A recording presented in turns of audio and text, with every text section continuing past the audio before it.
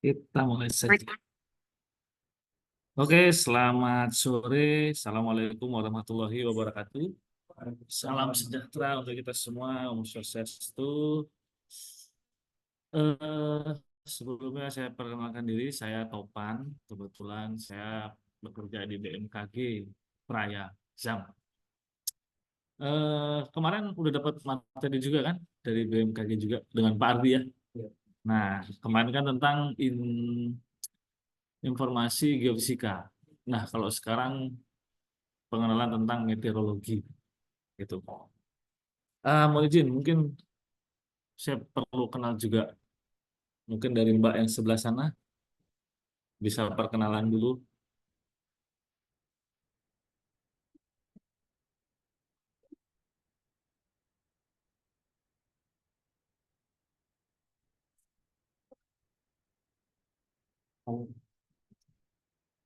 Eh, Pure kuliah apa kerja? Oh langsung ini nih. Nah, Perkenalkan, saya Nanti dari TNI. Saya sekarang lagi di Bogor. di Bapeda. Saya dari KES. Oh di Kesni. Oke. Terus di sini ada siapa nih? Janati Alif Alifka Cahaya. Mohon izin bisa lihat apa on cam-nya atau mungkin lagi ada kerjaan. Saya udah ini belum sih? Oke. Sip. Waduh, suara saya terdengar nggak? Terdengar, Bapak. Oke. Ya, mungkin Mbak Janati dulu bisa perkenalan. Benar ya, Baik, Mbak? Bapak. Perkenalkan, nama saya Janati dari Pendidikan Fisika. Oke. Lanjut Mbak Alifka.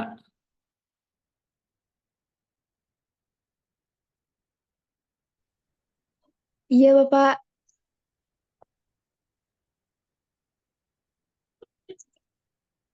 Nama saya Alif Kajian Fathia dari S1 Pendidikan Fisika. Oke.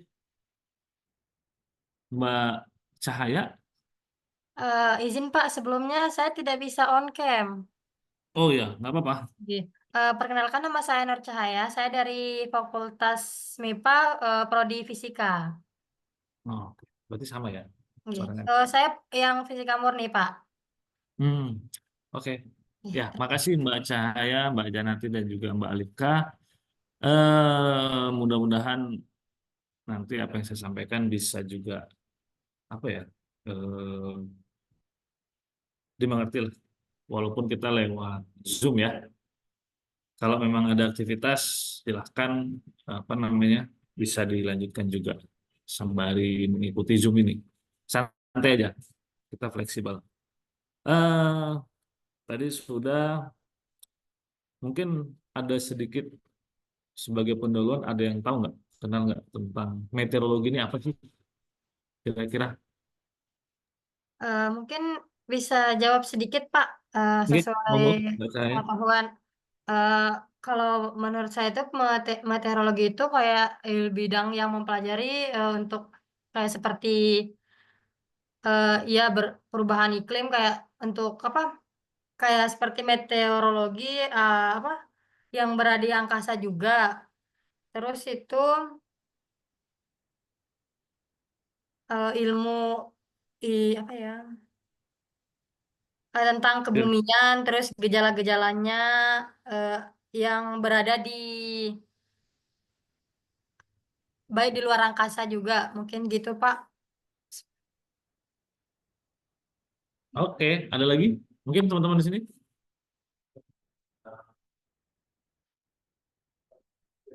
Atmosfer. Oke, Mas Tamboykun. Oh, kirain Mas Tamboykun. Mau nggak, Mas? Masih awam. Oke, Mbak Atmosfer. Oke. Tapi sebelumnya udah pernah dengar BMKG kah? Atau apa gitu udah? Lebih dominan ke gempa ya? Karena emang kita punya historis terkait sama gempa ya. Kan gitu. Iya, ya benar. Jadi kalau untuk meteorologi sendiri, itu memang kalau kemarin kan tentang ilmu geofisika. Berarti dari permukaan bumi ke bawah. Sementara kalau untuk meteorologi itu dari permukaan bumi ke atas. Hanya saja kita batasi sampai di atmosfer, tidak sampai ke angkasa.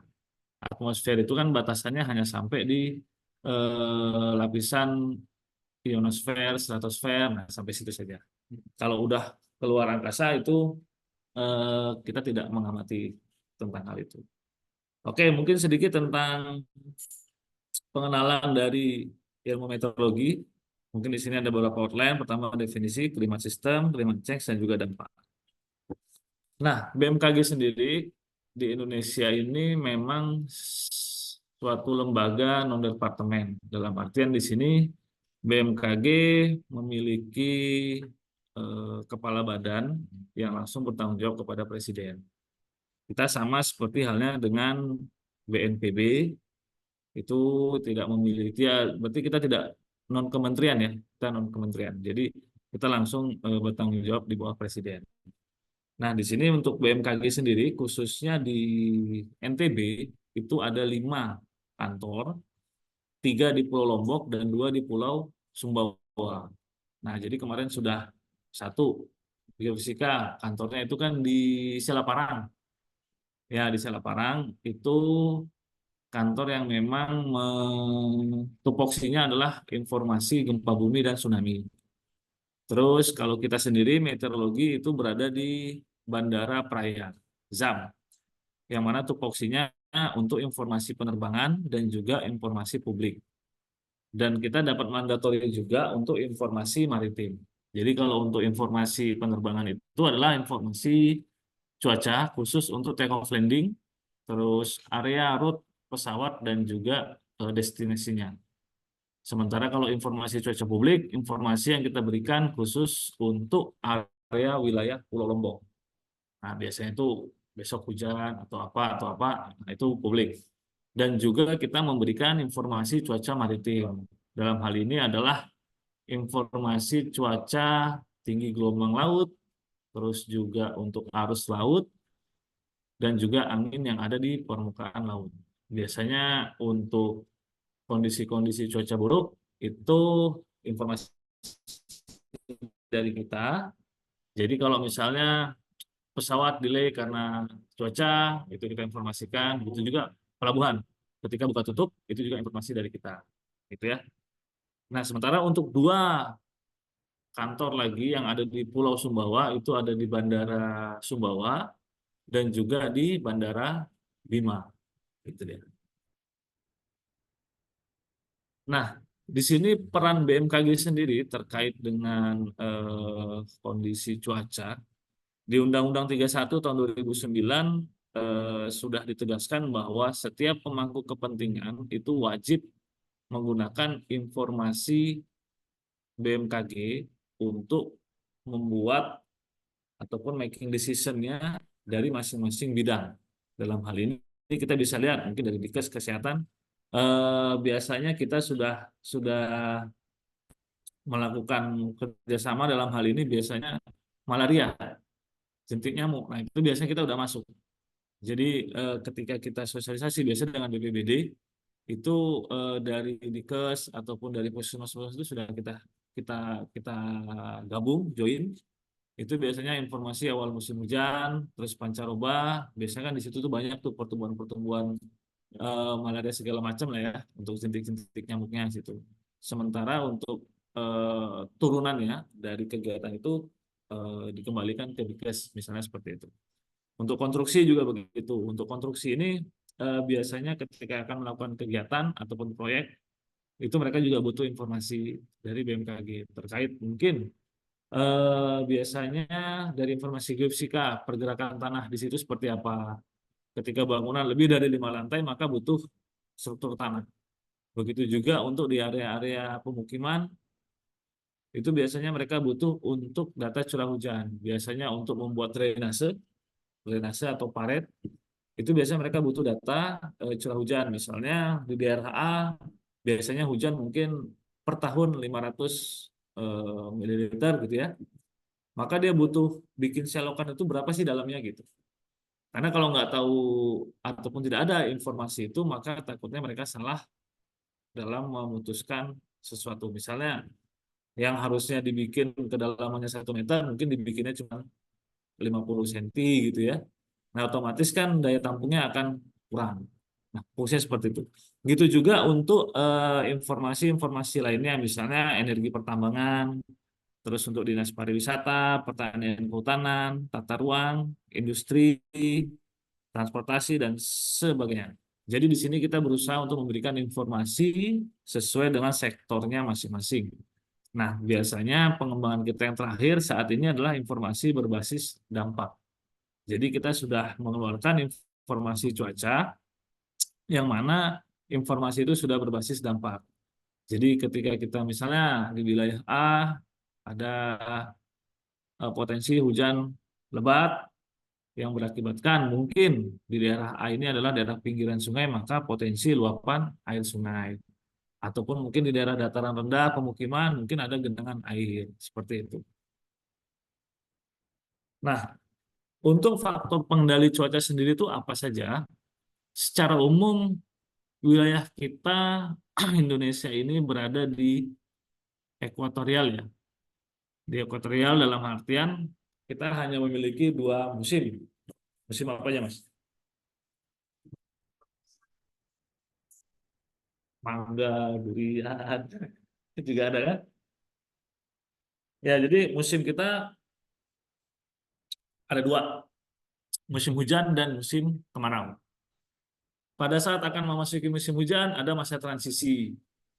Begitu juga pada saat musim kemarau, ada masa transisi peralihan dari musim hujan ke musim kemarau dan juga musim kemarau ke musim hujan. Kalau sekarang musim, ya,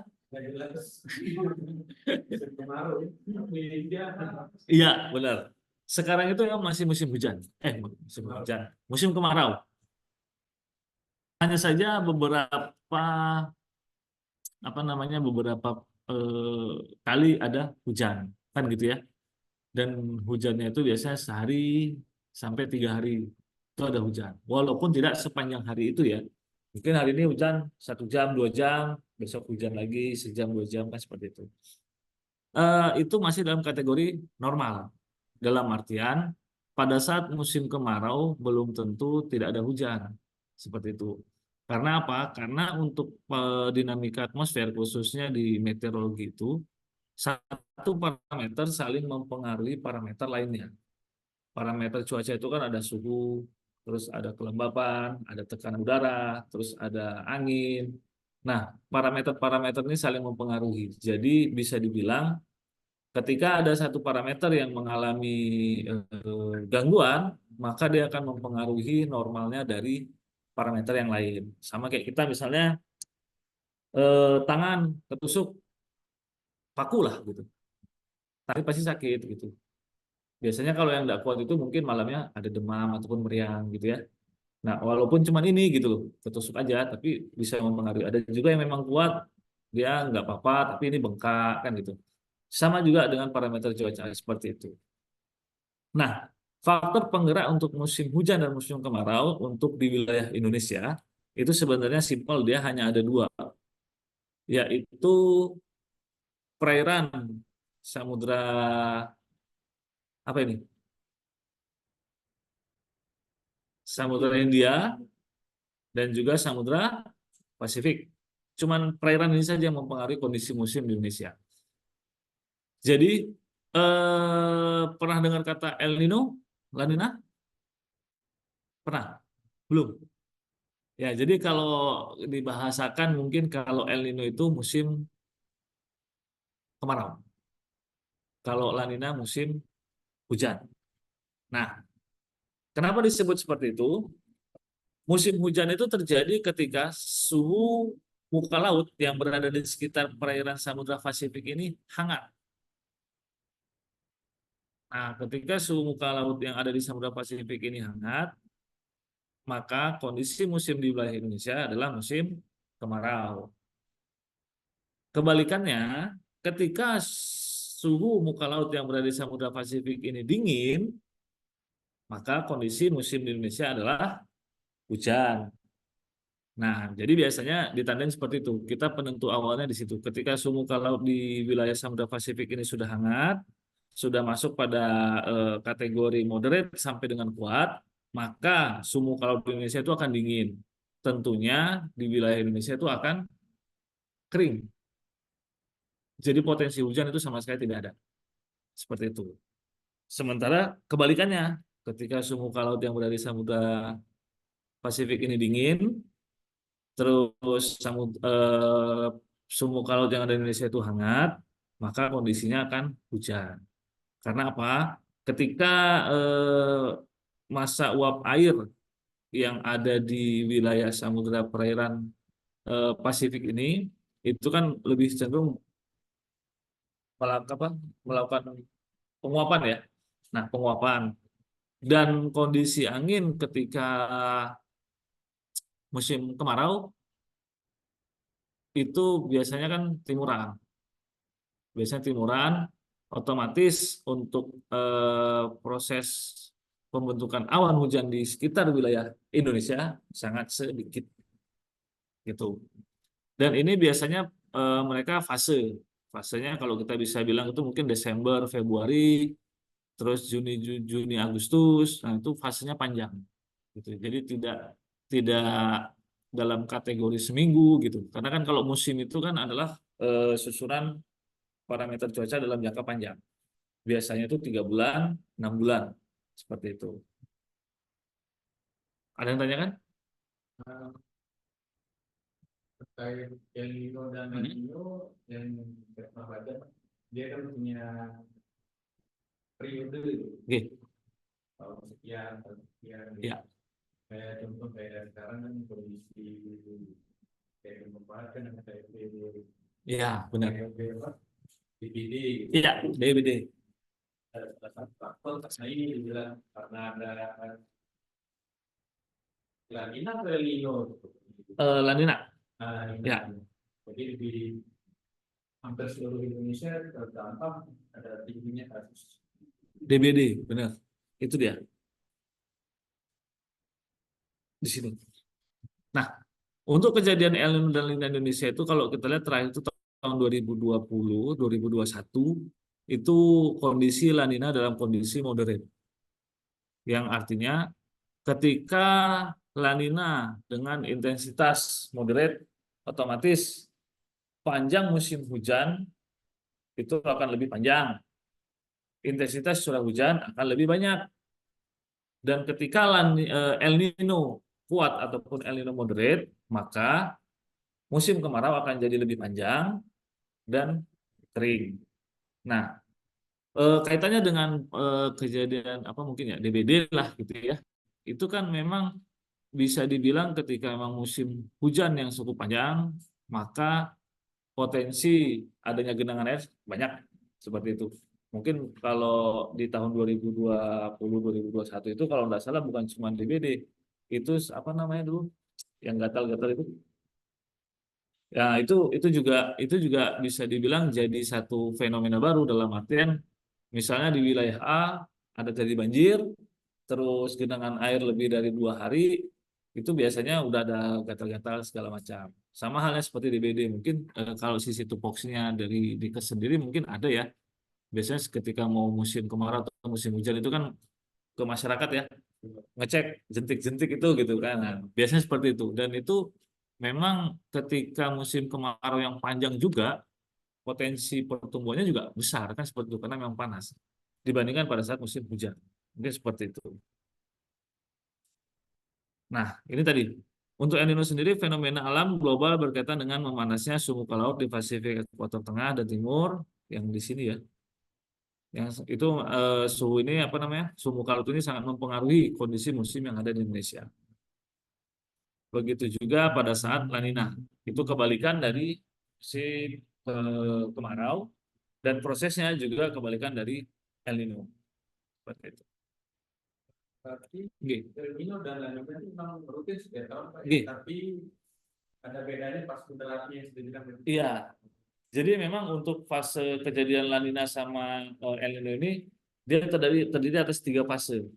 Nah ini ada apa namanya lemah, moderate, sama kuat. Jadi kalau misalnya dia sudah moderate sampai dengan kuat, otomatis dia akan jauh lebih panjang. Kalau La Nina moderate akan lebih panjang musim hujan, El Nino-nya moderate dia akan lebih panjang musim kemaraunya. Itu yang ada di Samudra Pasifik. Sementara kalau di Samudra Hindia sendiri itu dipengaruhi oleh dipole moon. Di sini juga adanya pemanasan suhu muka laut, tetapi ini hanya mempengaruhi kondisi area ekuator, misalnya di Pulau Sumatera dan juga sebagian Kalimantan. Makanya tadi saya bilang untuk Indonesia sendiri kan punyanya 2 musim, kemarau sama hujan. Itu biasanya setahun sekali kan, itunya. Tetapi kalau untuk wilayah sebenarnya untuk hujan sendiri itu terbagi atas 3 kan musimnya itu, monsunal, ekuatorial, sama campuran. Misal untuk wilayah Pulau Jawa, Kalimantan Barat, Bali, NTB, NTT, terus sebagian Papua, terus Sulawesi bagian selatan itu masuk monsunal. Monsunal itu artinya kejadian hujan berada di 1 kali puncak. Misalnya untuk NTB itu hujan mulai dari bulan taruhlah November tahun 2024 sampai dengan nanti di taruhlah Maret 2025. Nah, itu untuk musim hujannya NTB. Sementara kalau tipe hujan ekuatorial itu dia ada 2 puncak musim hujan. Misalnya Sumatera. Nah, Sumatera itu musim hujannya bisa jadi di November tahun 2024 sampai dengan Maret 2025. Nanti di bulan Juni, Juli, Agustus dia ada hujan lagi. Nah, nanti di September, Oktober, November dia panas. Nanti di bulan November, Desember hujan lagi. Jadi ada 2 kali puncak musim hujan. Nah, itu biasanya di pulau-pulau itu. Nah, sementara untuk daerah kepulauan seperti Halmahera, Buton, terus habis itu apa namanya kepulauan yang di Sulawesi itu tipenya campuran. Tipe campuran itu artinya hujan kemaraunya itu dia tidak beraturan. Bisa aja hari ini hujan, hari ini panas. Terus besoknya hujan lagi 2 hari, besoknya panas 3 hari, dan itu sepanjang tahun seperti itu. Makanya tipe untuk hujan sendiri ada 3. Monsunal yang seperti ini mengikuti pola El Nino dan La Nina. Ekuatorial itu berdasarkan arah gerak matahari yang dipengaruhi juga oleh dipole moon, dan juga campuran yang memang dia sangat dipengaruhi oleh topografi seperti itu. Jadi kalau kayak di mana namanya di wilayah-wilayah dataran tinggi itu biasanya cenderung hujan ada. Seperti kita kalau di sini mungkin Sembalun ya. Sembalun, Rinjani, walaupun kita musim kemarau, tapi di sana untuk potensi hujan tetap ada. Karena apa? Karena topografinya tinggi, itu ada pembagiannya lagi awan-awan orografi. Artinya awan-awan yang memang terjebak di area lereng dan dia tidak bisa bergerak. Karena awan ini kan bergerak berdasarkan arah gerak angin. Gitu dia. Jadi biasanya awan yang sudah di sini, dia tersimpan di sini nih. Dia nggak bisa melewati, sehingga proses ketika awan itu memang sudah matang dan sudah proses untuk kondensasi, maka hujan juga bisa berpotensi. Tetapi hujannya tidak seperti saat musim hujan. Gitu ya. Tidak terlalu lebat dan biasanya cepat. Seperti itu. La Nina tadi sudah untuk ininya. untuk kejadian El Nino La Nina juga ini sejarah pada saat terjadi di Indonesia ya. Itu tahun 97 yang memang paling parah. Terus kalau nggak salah yang terakhir itu di tahun 2020-2021 itu untuk La Nina moderate itu banjir sama longsor. Sampai sini ada yang ditanyakan? Untuk tahun selanjutnya ke arah mana Pak? Kayak ini, Pak? Ya, untuk yang sekarang bisa dibilang belum ada yang sampai ke moderate. Jadi untuk ya masih normal ya ininya apa kondisi lanina dan ini. Oke. Untuk kejadian yang Nino dan El Nino ini kan sering terjadi. Bagaimana BMKG itu apa antisipasi dampak ini kejadian dari El Nino dan El Nino. Oke. Dari BMKG sendiri sebagai lembaga ataupun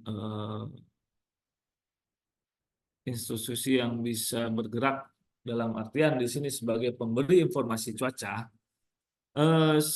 itu kita kan terbagi nih ya, terbagi. Ada yang memang untuk diseminasi informasinya, kita menyampaikan informasi seperti yang tadi, potensi musim hujan, terus kejadian hujan lebat di sini, potensi kekeringan, potensi gempa bumi dan tsunami terjadi sudah gitu kan. Tapi kita terbagi atas satunya lagi adalah mitigasi. Nah, mitigasinya sendiri di sini kalau kita terkait dengan adanya La Nina pun El Nino dalam kategori moderate, biasanya kita itu koordinasi dengan stakeholder. Di sini mungkin BPBD, BNPB, seperti itu. Untuk yang terbaru mungkin saat ini kita sudah bisa melakukan untuk modifikasi cuaca. Dalam hal ini kita membuat apa namanya semacam hujan buatan yang bertujuan untuk mengurangi potensi kejadian hujan ataupun memang harus dibikin hujan agar tidak mengganggu aktivitas lainnya. Sebagai contoh, di tahun yang sekarang, tahun 2024, itu kalau nggak salah kemarin waktu ada kegiatan KTT ASEAN di Bajo ataupun di Bali, itu kita melakukan modifikasi cuaca dengan hujan buatan. Dalam artian di sini potensi hujan ada, tetapi kita berusaha untuk hujan itu turun tidak di lokasi event. Seperti itu. Dan pengembangannya memang saat ini kita sudah ke area darurat. Sebagai contoh, sekarang kering, tidak ada hujan. Potensi apa namanya? Potensi kejadian kebakaran hutan banyak. Pulau Sumatera, Pulau Kalimantan. Apalagi saat ini Kalimantan sudah ya proses untuk IKN. Nah,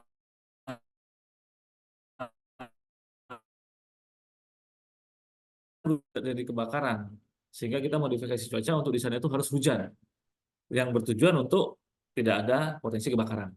Nah itu nanti kita menentukan titik-titiknya di mana tuh. Misalnya hutan ini itu harus basah karena di situ biasanya kering dan biasa kebakaran gitu kan.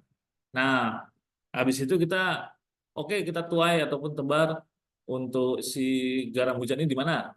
Itulah modifikasi cuaca seperti itu sehingga hujan itu bisa turun di area yang kita harapkan. Seperti itu. Itu dari disasternya. Terus dari kebijakan ataupun langkah-langkah strategis. Sebagai contoh, misalnya PU. PU itu biasanya sudah punya data tentang waduk yang memang tidak boleh kering. Karena apa? Waduk ini mungkin sumber untuk sawah, pengairan, segala macam gitu ya. Itu juga kita sudah mulai masuk ke situ untuk modifikasi cuaca sehingga area itu ataupun waduk itu bisa terisi dengan cara kita bikin hujan buatan tadi. Seperti itu. Tetapi memang itu kalau kita tarik garis lurus ya, itu kan sejalan. Terus bagaimana dengan yang tidak bisa kena hujan gitu? Nah, sebagai contoh kemarin kita di sini dari pihak PU juga udah minta untuk bisa diisi waduknya nih gitu. Tapi karena dengan pertimbangan, sebagai contoh di mana Lombok Timur, terus Lombok Tengah, itu kan area-area yang nggak bisa kena hujan saat ini. karena ada tembakau, kan gitu. Kalau tembakau itu kena hujan, mereka juga marah-marah kan gitu. Iya, jadi seperti itu. Jadi memang kebijakan untuk modifikasi cuaca ini biasanya tidak dari satu aspek kita kaji, tapi dari aspek-aspek yang lain. Karena apa? Peluang untuk error ada. Takutnya kita udah rencanakan hujan di sini, atau turunnya di sini, kan gitu. Itu ada. bulan siapa yang di sana Pak, ya. Kalau kita modifikasi bukan kaitan kan ada pelajaran hidrometeorologi Pak, ya. Bisa merusak siklus dibilang begitu. Benar. Ya, jadi memang siklus alamnya kan sudah ada ya. Siklus alamnya itu sudah ada. Jadi kalau memang kita mau mau apa namanya, mau merubah itu ya otomatis ada sedikit perubahan seperti itu. Kalau kita lihat dari sisi data berdasarkan sumber dari BNPB, memang untuk saat ini bencana hidrometeorologi itu cukup besar. Tahun 2023 aja ada 5.400 kasus ataupun kejadian. Sementara untuk tahun 2024 per Juni itu udah cukup banyak, 891. Terakhir untuk banjir bandang yang cukup besar itu di Palu. Di Palu, terus sebagian juga ada di Sumatera dan juga Kalimantan Barat itu. Karena apa? Karena memang kalau kita lihat seperti yang saya sebutkan tadi di awal, seharusnya kan tidak ada potensi banjir. Karena di Palu itu banjir bandang besar, di Sumatera juga seperti itu. Padahal kita musim kemarau kan gitu. Jadi memang seperti yang saya bilang tadi bahwa untuk tipe hujan kan ada 3, monsunal, ekuatorial, sama campuran. Untuk wilayah-wilayah yang saat ini banjir itu ekuatorial, yang mana dia memiliki 2 kali puncak musim hujan selama setahun. Karena dipengaruhi oleh ekuatorial tadi. Itu. Karena kalau kita lihat di sini yang paling banyak ini kan banjir ya, hampir 593. Sementara cuaca ekstrim 157. Jadi ya bisa dibilang untuk saat ini potensi banjir itu sangat besar. Terus untuk iklim, tadi kita udah berbicara terkait dengan meteorologi. Nah sekarang untuk iklim, seperti tadi di awal, cuaca, informasi cuaca meteorologi itu adalah parameter cuaca yang dalam jangka waktu pendek, maksimal 7 hari. Biasanya kita bisa memprediksikan seperti itu. Misalnya informasi cuaca untuk Lombok besok mungkin 7 hari ke depan bisa. Sementara kumpulan dari informasi cuaca yang pendek-pendek ini, jika digabung akan yang panjang, itulah yang dinamakan dengan iklim. Nah, biasanya iklim itu kita bisa memprediksikan maksimal 6 bulan. Jadi 6 bulan. Nah, gitu juga. Jadi kan kalau untuk informasi iklim ini kan biasanya musim kemarau, musim hujan, terus pancaroba transisi tadi. Nah, itu biasanya paling pendek untuk transisi itu 3 bulan, masa pancaroba, peralihan musim. Sementara untuk musim sendiri 6 bulan. Jadi kalau kita lihat di sini pemicu ataupun faktor penggerak untuk musim tadi El Nino dan La Nina. Nah, selanjutnya dasar dari musim kita sendiri kan kita udah tahu ya, kalau wilayah Indonesia itu lebih luas laut daripada darat. Sehingga mungkin di sini bisa kita lihat suhu muka laut ini sangat mempengaruhi kondisi cuaca ataupun musim yang ada di Indonesia. Jadi kalau kita lihat di sini 71% pengaruh dari lautan dan darat sendiri itu 29%.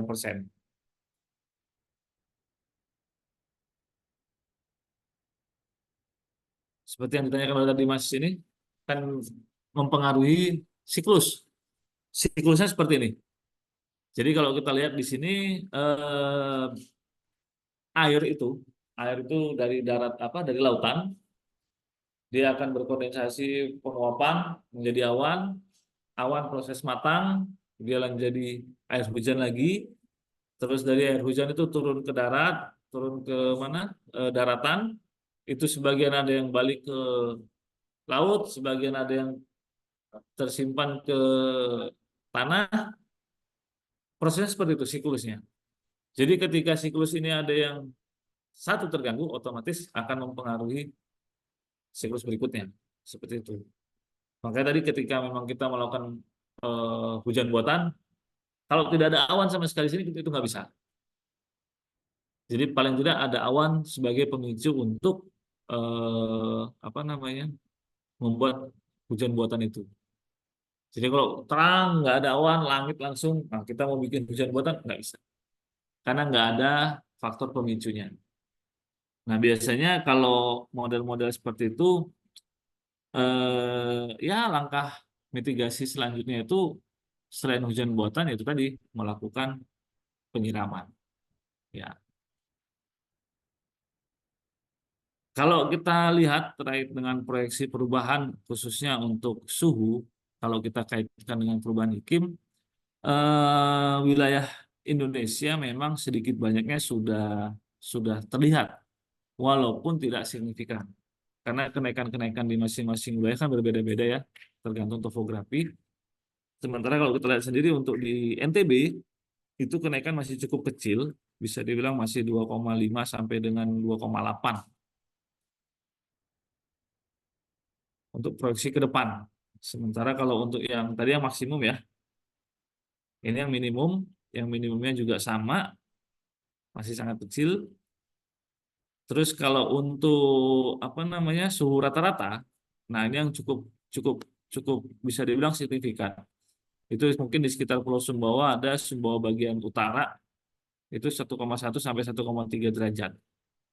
Tapi masih dalam kategori normal dibandingkan wilayah lain. Wilayah lain ini kan ada yang merahnya tebal banget nih. Nah, itu lebih lebih besar. Terus kalau kita lihat dari untuk perubahan proyeksi ke depan untuk khususnya kejadian hujan, itu juga bisa dibilang ada pengurangan dari normalnya. Jadi kalau misalnya dulu kita eh, musim hujan, biasanya di awal November itu sudah ada hujan dan sudah bisa dibilang hujan itu intensitasnya sudah cukup banyak. Saat ini mungkin di akhir November atau mungkin di awal Desember. Jadi bisa dibilang ada sedikit pengurangan curah hujannya, baik dari sisi waktunya dan juga intensitasnya. Itu tadi memang kalau kita lihat proyeksinya ya dengan keadaan yang sekarang sebagai pemicu untuk terjadinya perubahan iklim tadi. Itu memang ada. Terus ini untuk hari panasnya. Nah, untuk dampak pemanasan global sendiri di wilayah Indonesia memang kemarin sudah disampaikan bahwa untuk peningkatan 1 derajat Celcius saja itu berdampak kondisi cuaca ekstrim. Dalam artian di sini cuaca ekstrim ini bisa hujan yang lebat ataupun banyak, kondisi angin juga yang kencang, terus musim kemarau yang juga cukup panas gitu kan. Jadi memang bervariasi. Kalau saya tanya musim kemarau atau musim hujan yang panas suhunya? Dan Kenapa? kalau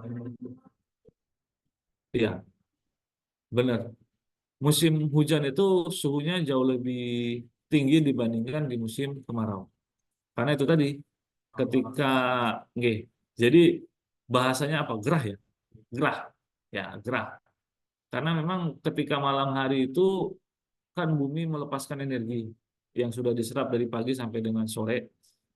Karena memang pada saat musim hujan awan itu banyak di atas permukaan, otomatis uapnya itu hanya di situ-situ saja. Dia tidak lepas ke atmosfer. Beda jika dibandingkan sekarang nih musim kemarau, siang kan nggak ada hujan, nggak ada awan, matahari sinar, bumi full serap. Ketika malam hari juga tidak ada awan dan bumi lepas langsung ke atmosfer. Sama seperti halnya kalau di ruangan ini nih, di ruangan ini AC tidak ada gitu ya. Terus taruhlah ada kompor satu di sini gitu. Nah kalau ruangannya tertutup ya kita panas. Tapi kalau misalnya pintunya dibuka, jendela dibuka, mungkin tidak sepanas ketika ini semua tertutup. Sama halnya seperti musim apa namanya musim hujan dan musim kemarau untuk suhunya seperti itu. Nah, kalau kita lihat perbandingan untuk anomali suhu udara global dan juga Indonesia, memang di sini tren signifikan sudah mulai terlihat. Sebenarnya sih sudah lama. Di tahun 1970 juga itu anomali sudah ada. Hanya saja kalau kita lihat di tahun 2023 terakhir itu kenaikan ininya hanya 1,48. Nah, 1,48 ini juga bisa dibilang cukup signifikan khususnya untuk Indonesia ya. Karena untuk kegiatan di Indonesia kan juga sebenarnya sudah cukup banyak yang mempengaruhi atmosfer secara nggak langsung kan gitu ya. Jadi bisa dibilang aktivitas-aktivitas itu mau sedikit banyak mempengaruhi, terutama tutupan lahan. Untuk saat ini kan tutupan lahan itu bisa dibilang nomor 2 setelah industri. Kalau untuk kendaraan sebenarnya tidak terlalu, tetapi untuk tutupan lahan yang memang sangat mempengaruhi. Karena apa? Karena sudah tidak ada lagi apa ya, daerah-daerah yang bisa menyerap karbon dioksida tadi. Seperti itu. Dari BMKG sendiri kalau kita lihat untuk fakta perubahan iklim itu per Juni 2024 memang bisa dibilang ada beberapa kenaikan. Seperti contoh mungkin di sini di apa namanya di wilayah Aceh bagian utara itu kenaikan 1,4 derajat. Terus beberapa wilayah juga misalnya yang di kepulauan, nah ini ada penurunan 0,5 derajat Celcius dari normalnya. Jadi bisa dibilang mungkin eh, ya fakta untuk perubahan iklim sudah terlihat gitu loh. Sudah terlihat dan kemungkinan 5 atau 10 tahun ke depan bisa jadi untuk wilayah Indonesia dampaknya sudah akan sangat terasa dibandingkan yang sekarang. Kalau kita lihat di sini kan sudah rata-rata bulan Juni di Indonesia itu tertinggi rata-rata ya bulan Juni itu sekitar 27 derajat Celcius. Mungkin normalnya ini mungkin sekitar 25. Itu juga untuk kenaikan suhu yang dibandingkan normal itu sekitar 0,5 derajat Celcius. Dari sisi meteorologi sendiri, dampak dari perubahan iklim ini tentunya akan sangat mempengaruhi kondisi musim yang ada di Indonesia. Biasanya pada saat musim hujan itu akan disertai oleh aktivitas ataupun pertumbuhan siklon tropis. Nah, siklon tropis ini yang paling sangat mempengaruhi, khususnya kita wilayah Bali, NTB, NTT, ketika musim hujan. Nah, ketika aktif ataupun badai tropis ini tumbuh di sekitar wilayah perairan selatan Indonesia ataupun utara Indonesia, maka akan memperburuk kondisi cuacanya. Mungkin pernah dengar badai Seroja yang di NTT? Belum. Nah, badai badai tropis ataupun siklon tropis yang aktif di selatan di selatan wilayah Indonesia itu biasanya memperburuk kondisi cuaca. Itu biasanya hujan lebat, terus angin kencang, dan itu dalam durasi yang lama, bisa 2-3 hari, bahkan sampai 4 hari. Itu kondisinya seperti itu terus.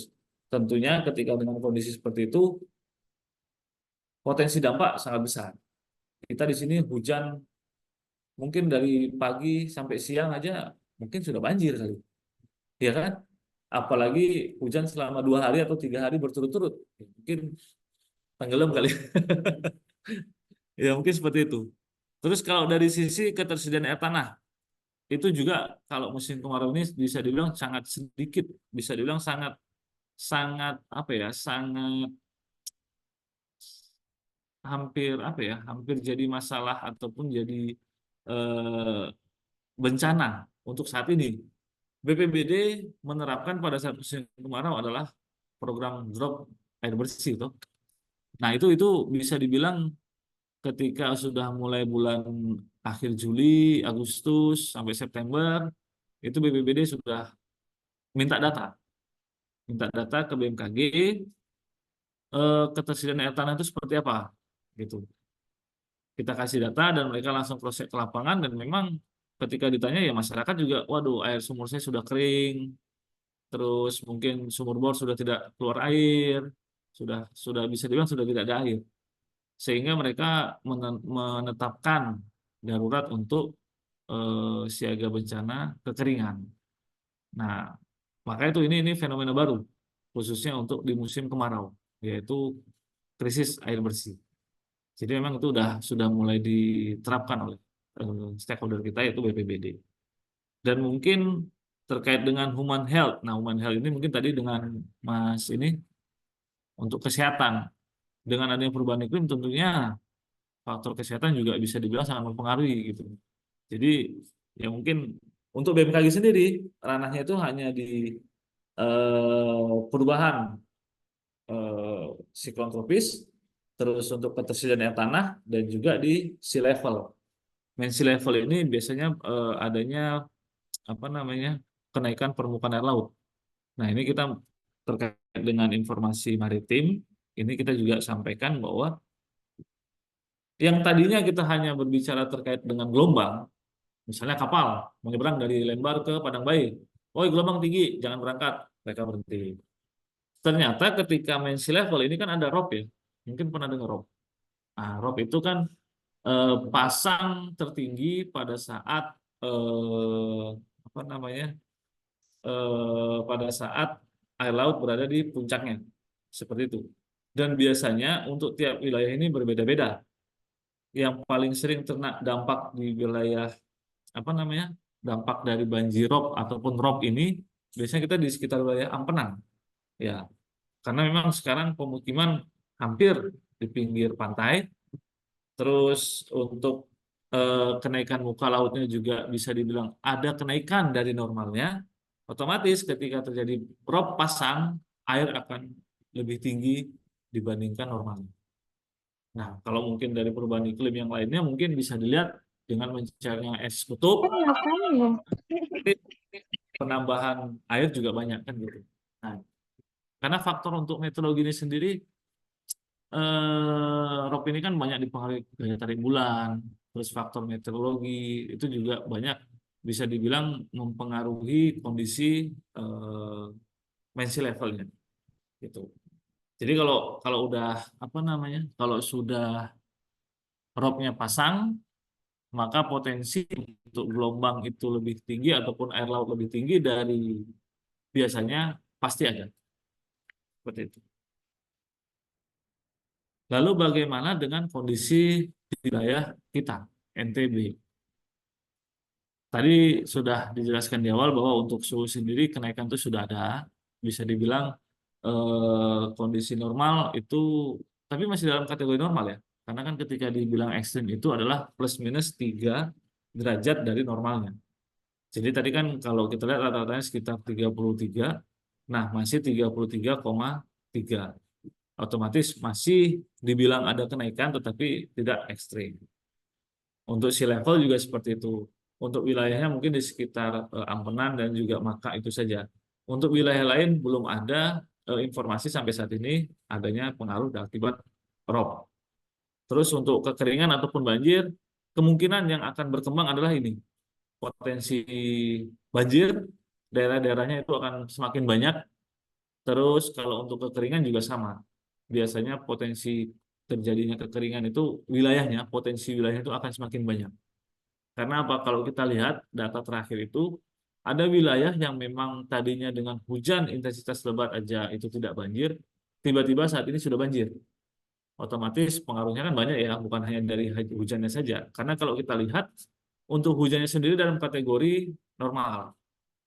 Jadi bisa dibilang air hujan 1 gelas ini dituangkan di kotak ini harusnya tidak tumpah. Tetapi dengan adanya aktivitas segala macam pengaruh-pengaruhnya itu, air ini dituangkan ke kotak ini sudah meluber. Tentu faktornya banyak. Yaitu tadi salah satunya tutupan lahan sudah berubah, mungkin dari faktor drainase, atau mungkin dari jenuhnya tanah, atau mungkin yang lainnya. Sehingga proses potensi dampak kekeringan dan banjir itu sangat besar. Tapi kalau yang terkait rob selain dari peningkatan air laut, bisa juga mempengaruhi kayak turunnya tanah. Kayak Iya. di Jakarta. Iya. Gitu. Ya, jadi kalau apa namanya potensi terjadinya penurunan tanah, kalau kita bicara rob ya, bicara rob itu sudah pasti dengan adanya abrasi, kan seperti itu. Bisa dibilang dengan menambahnya debit air maka luas penampang akan semakin besar. Tutupannya juga akan semakin luas, kan gitu. Jadi untuk di sekitar wilayah pesisir kemungkinan iya. Tetapi kalau penurunan ketinggian tanah itu mungkin terkait dengan rob tidak terlalu signifikan karena kan hanya di sekitar wilayah pesisir.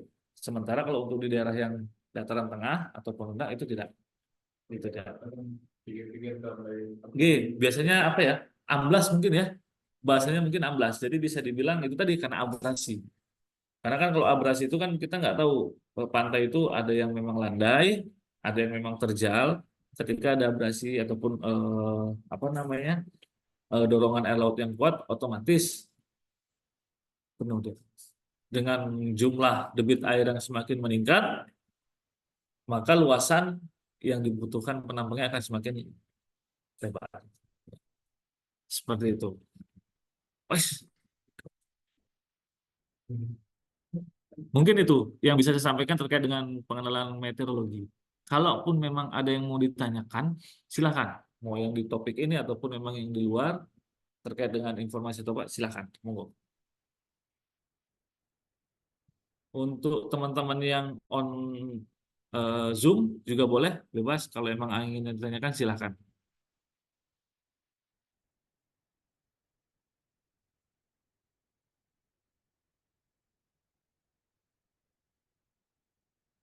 Oh, ada Bu Teti.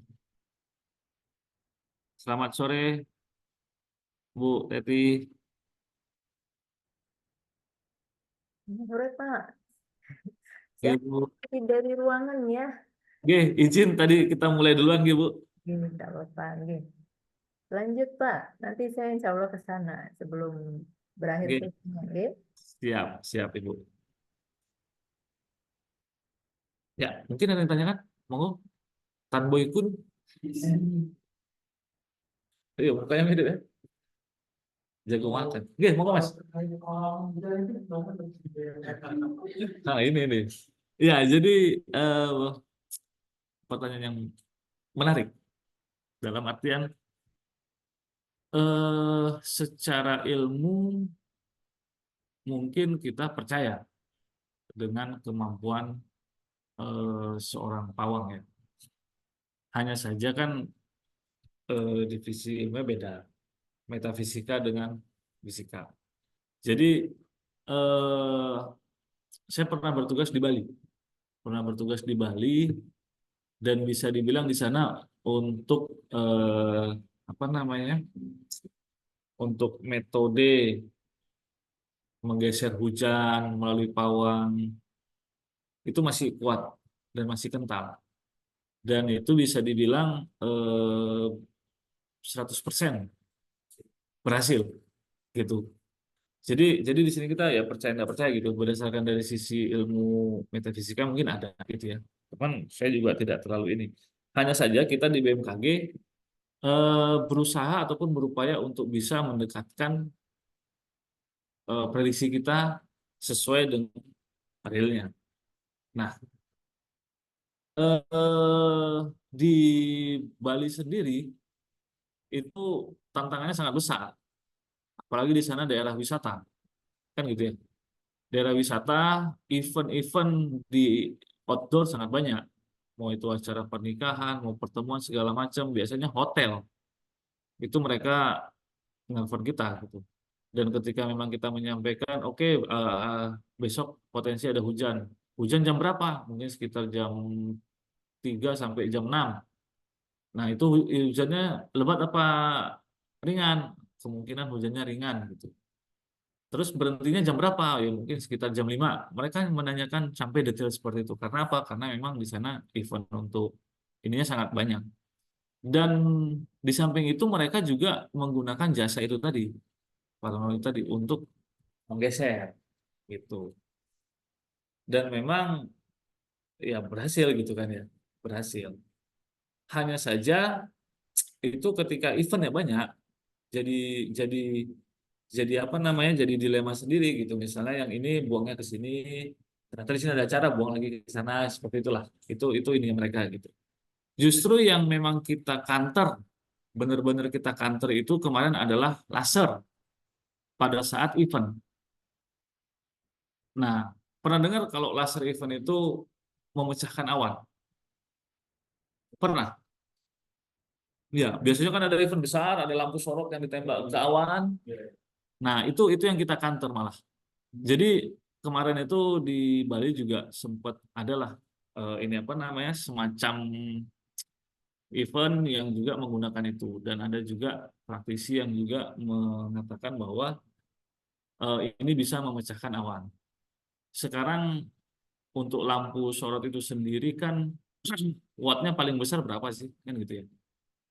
Kalau taruh aja misalnya di bawah itu ada 100 watt, ada 500 lampu gitu. Otomatis gelombang yang dipancarkan ke awan itu jaraknya berapa kan gitu. Untuk bisa mengurai ataupun memecahkan awan itu paling tidak butuh jarak berapa gitu. Karena awan rendah, awan-awan hujan itu jarak terendahnya itu 650 meter dari permukaan bumi. Nah, sekarang butuh lampu berapa watt untuk bisa mengurai itu semua. Kalau memang di awan itu taruhlah dia butuh mungkin 45 derajat untuk bisa mengurai itu semua, otomatis dengan jarak 650 dia butuh berapa watt yang ada di bawah. Nah, otomatis di tempat event itu ya orang yang di situ juga udah pasti kepanasan kan. Kan seperti itu. Jadi itu yang sempat kita counter juga terkait dengan ini. Kalau untuk yang apa paranormal tadi mungkin kita berusaha untuk sejalan aja. Mungkin gitu. Ada lagi?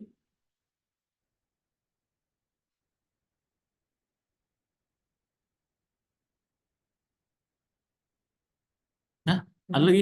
Nggak ada?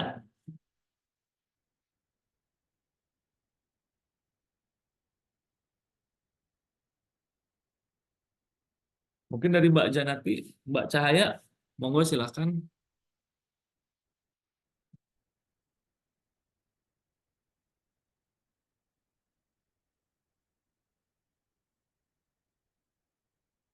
Oke, berarti sudah tidak ada yang tanyakan lagi ya. Oke. Mungkin itu yang bisa saya sampaikan terkait dengan pengenalan informasi meteorologi dan juga perubahan iklim. Mudah-mudahan apa yang saya sampaikan bisa dapat diterima dan juga dimengerti. Saya juga menyampaikan lebih dan kurang saya mohon maaf apabila penyampaian banyak kekurangan. Mudah-mudahan nanti bisa ketemu lagi. Ya. Assalamualaikum warahmatullahi wabarakatuh.